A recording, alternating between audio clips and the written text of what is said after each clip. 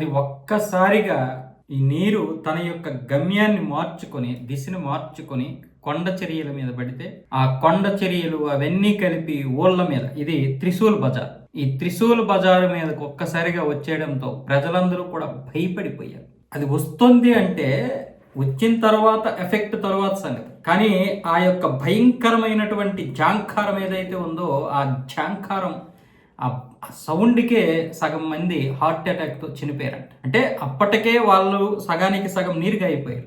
ఏం జరుగుతుందో అర్థం కాక, అంటే వచ్చిన తర్వాత ఆ మిగతా ప్రాణం కూడా పోయింది. అలా కొంతమంది చనిపోయారు, దాని కింద పడిపోయి కొంతమంది చనిపోయారు, ఆ ఇల్లులు, ఆ శిథిలాలు అవన్నీ వచ్చి మీద పడిపోయి కొంతమంది చనిపోయారు, కొంతమంది ఆ బురదల్లో చిక్కుకొని చనిపోయారు.